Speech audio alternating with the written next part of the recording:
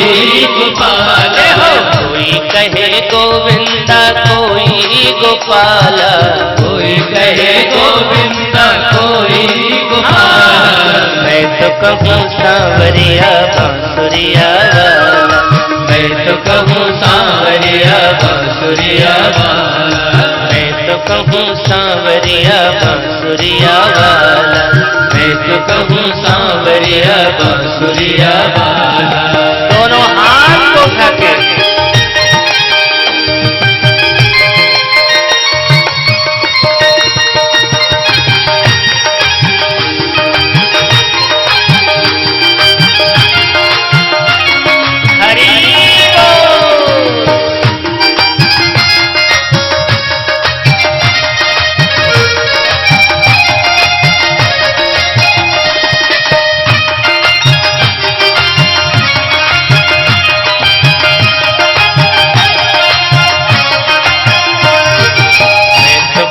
सांवरिया बांसुरिया वाला, मैं तो कहूँ सांवरिया बांसुरिया वाला। कोई कहे गोविंदा कोई गोपाला, कोई कहे गोविंदा कोई गोपाला, कोई कहे गोविंदा कोई गोपाला, कोई कहे गोविंदा कोई गोपाला। मैं तो कहूँ सांवरिया बांसुरिया वाला, मैं तो कहूँ सांवरिया बांसुरिया वाला, मैं तो कहूँ सांवरिया बांसुरिया वाला, मैं तो कहूँ सांवरिया बांसुरिया वाला। एक बार दोनों हाथ उठा के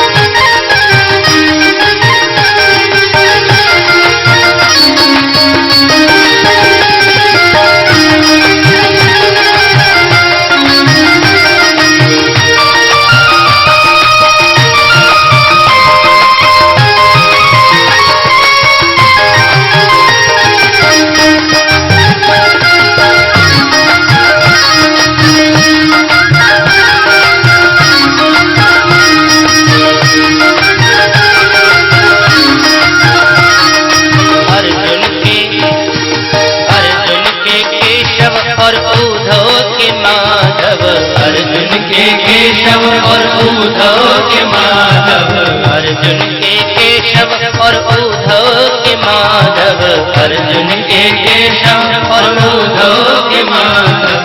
छलिया भी कह करके बोला दुर्योधन, छलिया भी कह करके बोला दुर्योधन, छलिया भी कह करके बोला दुर्योधन, छलिया भी कह करके बोला दुर्योधन। वालों ने अरे वालों ने तुझको पुकारा गोपाला, वालों ने तुझको पुकारा गोपाला, वालों ने तुझको पुकारा नंद लाला, वालों ने तुझको पुकारा नंद लाला। मैं तो कहूँ मैं तो कहूँ सांवरिया बांसुरिया वाला, मैं तो कहूँ सांवरिया बांसुरिया वाला, मैं तो कहूँ सांवरिया बांसुरिया वाला, मैं तो कहूँ सांवरिया बांसुरिया वाला, मैं तो कहूँ सांवरिया बांसुरिया वाला, मैं तो कहूँ सांवरिया बांसुरिया वाला। कोई कहे गोविंदा कोई गोपाला, कोई कहे गोविंदा कोई गोपाला, कोई कहे गोविंदा कोई गोपाला, कोई कहे गोविंदा कोई गोपाला।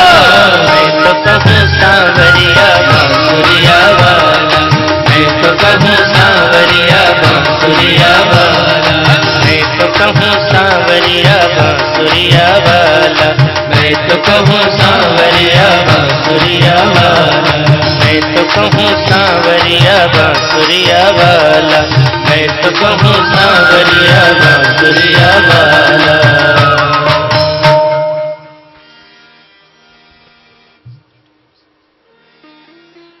कुंती बुआ कहती, सरकार आपके इतने उपकार हैं हमारे ऊपर, इतनी कृपा करिए मेरे ऊपर ना।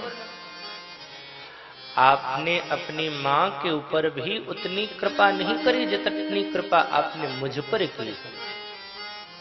आपकी माँ के एक नहीं 6 बेटे मारे गए। आपने उनके बेटे को नहीं बचाया, लेकिन मेरे पुत्रों को बचाया। मेरे 5 में से एक भी नहीं मरे।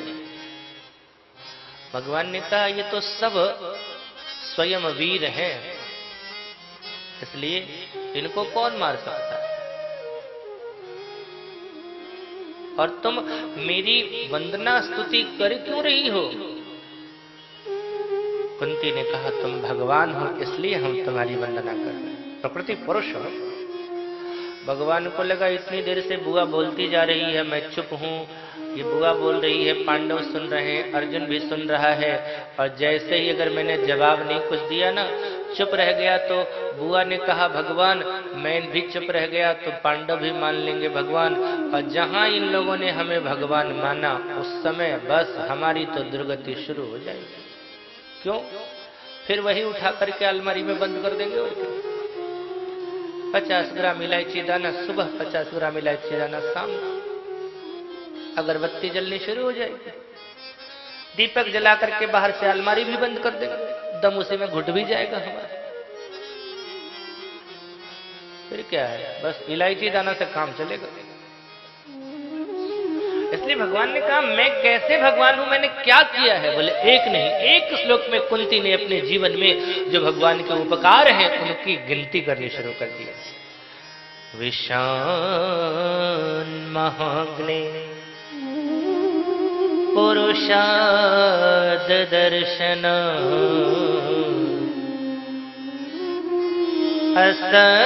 असत्सभायां वनवास कृच्छतः मृधे मृधेयने महारथस्नतो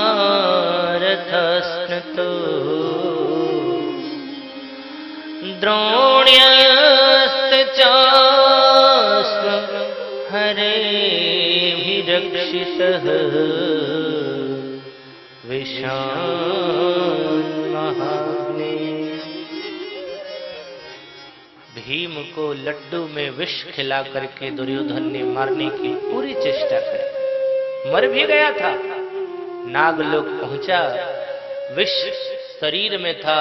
नागों ने देखा एक मानव आया है, काट लिया, और इस नाग के विष ने पहले वाले विष को खत्म कर दिया, स्वस्थ हो गए। सांपों के राजा वासुकी मामा निकल गए, क्योंकि कुंती भोज के मित्र थे। तो मामा निकल गए, 10,000 हाथियों का बल लेकर के लौटा। भगवान ने कहा लेकिन वहां मैं कहां था? ये तो वासुकी थे, वहां तो मैं नहीं था। तब कुंती ने कहा महाग्नि लक्षाग्नि। भगवान बोले क्या फायर ब्रिगेड के कर्मचारी मुझे समझती हो क्या?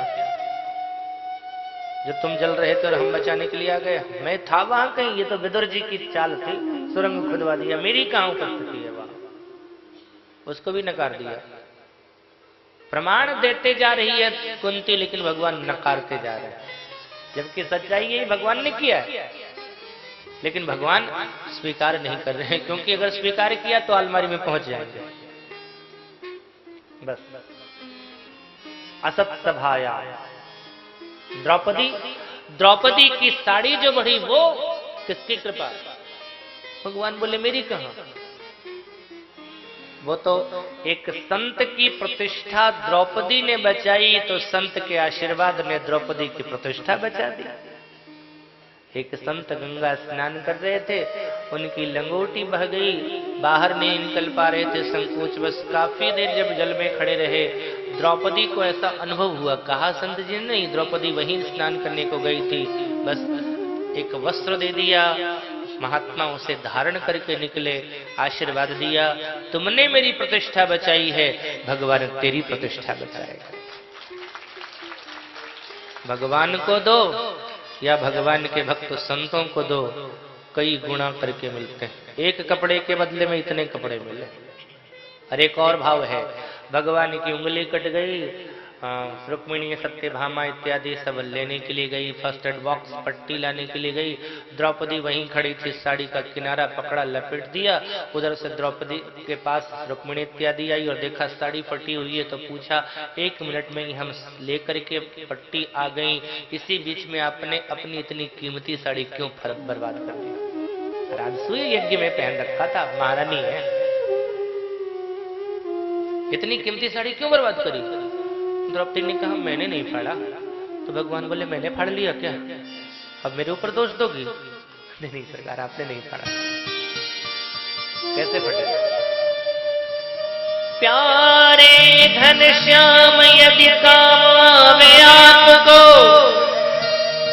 तो काट दूं सिर को, ये तो रेशम के धागे हैं, धागे भी साधारण, इनका कौन मूल करे, न दुल्हन के जोड़े न दुल्हा के पागे। मैंने नहीं फाड़ा चीर, पीर देख कर अधीर हो, धागे ही स्वयं नाथ चीर छोड़ भागे हैं, और धागे हैं अभागे, जो बढ़े नहीं आगे, भाग उन्हीं के जागे, जो उंगली पे लागे। सरकार आपके पीर को देख करके ये धागे अधीर हो गए, इन्होंने सोचा अभी नहीं भागे तो जीवन भर रह जाएंगे अभागे, इसलिए धागे ही स्वयं नाथ चीर छोड़ भागे, धागे स्वयं भाग गए। और मैं तो कहती हूं भाग्यवान वही धागे हैं जो आपके शरीर पर हैं, जो आगे नहीं बढ़े वो तो अभागे हैं। और एक बात बोलूं, ये हमारा शरीर क्या है, ये भी तो धागा है। जो ठाकुर जी के लिए आगे बढ़ा वही भाग्यशाली, और जो दुनिया के लिए है ना वो अभागा है। कबीर बाबा कहते हैं इस शरीर के बारे में, क्या है, बना कैसे शरीर? हस्ते कमले का चरखा बनाया, 5 तत्व की पूनी, हस्ते कमले का चरखा बनाया, 5 तत्व की पूनी, 9 10 मास पुनज को लागे, 9 10 मास पुनज को लागे, 9 10 मास पुनज को लागे, 9 10 मास पुनज को लागे, मूरत में कीनी चदरिया,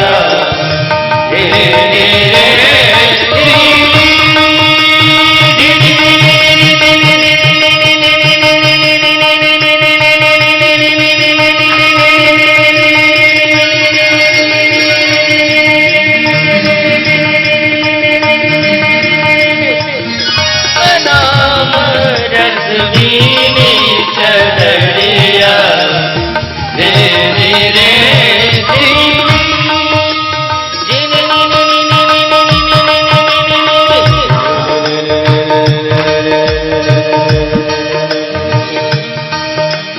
राम राम रसवीनी चदरिया, रे रे रे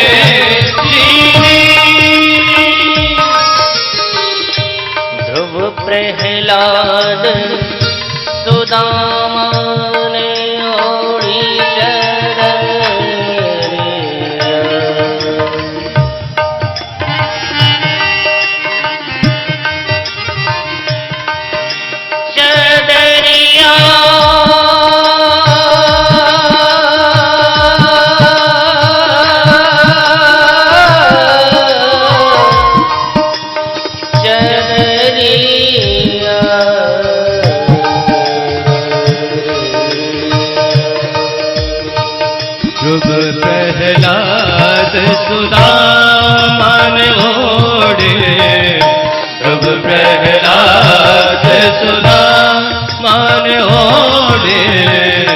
ध्रुव प्रहलाद सुना मान ओढ़े ध्रुव प्रहलाद सुना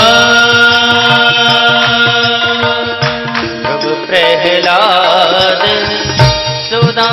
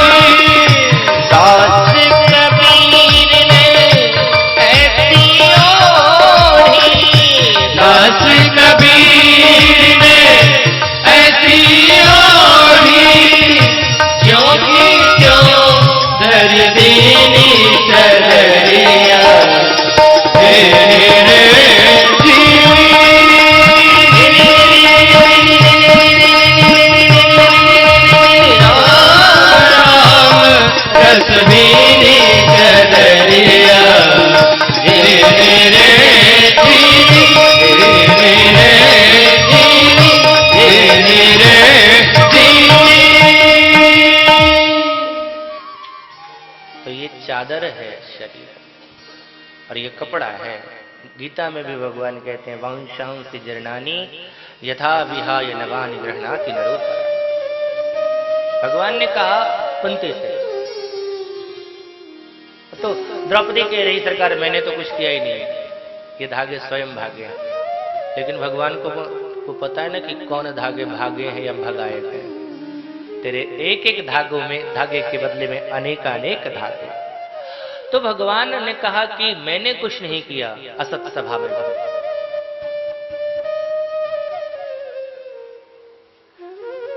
तब एक और प्रसंग का स्मरण कुंती बुआ ने भगवान को कराया। प्रभु, वो महाभारत के युद्ध की घटना याद है ना आपको? जब दुर्योधन के बहकावे में भड़काने पर पितामह भीष्म को क्रोध आ गया था। एक दिन जाकर के दुर्योधन ने कहा, आप तन से मेरी ओर हैं, मन से पांडव, अन्यथा आप चाहते तो युद्ध का परिणाम तो एक दिन में निकल जाता। आप युद्ध मन से नहीं लड़ रहे। हमारे कई भाई मारे गए, हमारे तो भाइयों का समापन होने वाला है और उसका तो शुभारंभ भी नहीं हुआ। पितामह भीष्म ने समझाया, उधर भगवान और उनकी मर्जी जो होगी वही चल सकता है। नहीं, आप मन से उनकी ओर चाहते हो कि विजेता वही बने, संदेह मत कर मेरी निष्ठा पर। लेकिन दुर्योधन ने कुछ ऐसी बात कह दी जिससे पितामह भीष्म को क्रोध आया, हाथ उठा लिया। सुन दुर्योधन, एक पांडव कल को मारा जाएगा, आज का बदला उतारा जाएगा। आज तेरा एक भाई मरा है ना, कल एक पांडव मरेगा। दुर्योधन खुश, एक पांडव में कौन, दो में से एक जाएगा। और पितामह भीष्म के सामने अर्जुन आता है और अर्जुन आया तो गया, खुश होकर के चला गया। ये बात पांडवों के शिविर में भी फैल गई। पांडव अपने शिविर में पहुंचे, द्रौपदी से कहा सुनो, बोले हाँ 56 भोग बनाओ। द्रौपदी बोली युद्ध के बीच में 56 भोग की याद कैसे आ गई? क्या है, युद्ध जीत गए क्या? बोले जीते नहीं है। तो बोले हम 5 में से कल एक घटेगा। द्रौपदी बोली विचित्र हो जी, मरने से पहले तेरे ही की तैयारी करवा रहे हैं। बोले अपने लिए नहीं तो कन्हैया को खिलाएंगे। क्यों? बोले कल उनकी परीक्षा है, उन्होंने व्रत ले रखा है, न मैं भक्तः प्रणश्यति, मेरे भक्तों का पतन नहीं होता, नाश नहीं होता है। और पितामह बोले हैं मारेंगे, तो देखते हैं कौन जीतता है, पितामह की बात रहती है या इनकी बात रहती है। बनने लगा। ठाकुर जी आए, ठाकुर जी से कहा आइए बैठिए, आप ही की भोजन की तैयारी हो रही है। भगवान ने कहा क्यों? बोले आपको पता है ना, आज 5 देख रहे हो, कल 4 देखोगे। भगवान बोले बात मत करो हमसे, तुम जानो तुम्हारा काम जानो, कह के चले गए। भगवान अपने शिविर में गए, सोना चाह रहे हैं लेकिन नींद नहीं आ रही। सोचा कि चलो, उस समय उन्होंने भले ही बहाना कर दिया, लेकिन पांचों भाई कॉन्फिडेंशियल मीटिंग कर रहे होंगे अभी कि कल कौन जाएगा लड़ने के लिए उनके सामने, और जो जाएगा वो मरेगा। तो कौन अपना बलि देने जा रहा है, ये कॉन्फिडेंशियल मीटिंग चल रही होगी। गए पांडवों के शिविर में तो देखा पांचों के पांचों दुपट्टा तान के सो रहे हैं। भगवान को लगा फालतू के हम जग रहे हैं, ये सोने वाले, जिन्हें मरना है वो तो सो रहे हैं और हम फालतू के जग रहे हैं। गए वो भी सोने के लिए, लेकिन आंखों में नींद नहीं, चिंता है अपने भक्त की। पांडव तो सो रहे हो, लेकिन द्रौपदी वो तो बेचारी रो रही होगी। भाई किसी पत्नी का पति अगर बीमार पड़ जावे तो पत्नी परेशान हो जाती है, और एक पति मर रहा है तो द्रौपदी तो बेचारी पूजा कर रही होगी, अनुष्ठान कर रही होगी, महामृत्युंजय का जाप कर रही होगी। लेकिन देखे तो वहां जाकर के और जोर जोर से खर्राटा लेके सो रही है। बोले वाह, जिनको मरना है वो सोए, मरने वालों की पत्नी सोए, और फालतू के पहरेदार हम बन के जगे हुए। पता है जाऊंगा तो नींद नहीं आएगी, चलो इसी को जगाता हूँ। उठ जा, उठाया, क्या कर रही है? सो रही हूँ। क्यों? ले रात को क्या किया जाता है, सोया ही जाता है, सो रही हूँ मैं। तुम्हें चिंता नहीं है? काहे की? अरे तेरा एक पति कल मरेगा। क्यों? बोले चिंता को आपको दे दिया है। बोले भगवान ने कहा तो क्या मैं तेरे चिंता का ठेकेदार हूं? बोले दे चुके हैं, ठेका लो चाहे नहीं लो, हम तो दे ही चुके हैं। अगर तुम्हें अपने जीवन का भार सौंपने के बाद भी अगर मैं चिंता करूं तो मुझसे बड़ा मूर्खा कौन होगी? ये तो वही वाली बात हो गई ना। एक वृद्ध व्यक्ति गांव के किनारे से घास काट करके चला आ रहा था, अपने सिर पर गट्ठर को लाद करके, तो पीछे से एक बैलगाड़ी वाला आया। गाड़ी वाले ने देखा कि बाबा वृद्ध हैं, बोझ उठा के ले जा रहे हैं सिर पर, बाबा आओ बैठ जाओ। बाबा को बैलगाड़ी पर बिठा लिया। पीछे मुड़ करके देखा तो बाबा बोझ उतार ही नहीं रहे हैं सिर से। अब उतारेंगे लेकिन नहीं उतारा। अब गाड़ी वाले ने कह दिया बाबा सिर का बोझ तो उतार दो, गाड़ी पर बैठ गए हो। उस वृद्ध ने जवाब दिया भैया मैं तुम्हारे बैलों पर ज्यादा बोझ नहीं देना चाहता, एक तो खुद बैठे हैं, ऊपर से ये बोझो रख दें। जब गाड़ी पर बैठ ही गए हो, उनकी कृपा के वाहन पर बैठ गए हो, तो जो टेंशन वाला भार उठा करके चल रहे हो उसको रखो ना उतार कर। काहे इतना टेंशन कर रहे हो? जिंदगी की डोर सौंप हाथ दीनानाथ के, महलों में राखे चाहे झोपड़ी में वास दे। धन्यवाद निर्विवाद राम राम कहिए। क्या करना, राजी हैं हम उसमें जिसमें तेरी रजा है। कर्म वाले कर्म चाहते हैं, धर्म वाले धर्म चाहते हैं। हम न खुशी चाहते हैं न गम चाहते हैं, जो तुम चाहते हो वो हम चाहते हैं। हमारी वही चाहत है जो तुम्हारी चाहत है।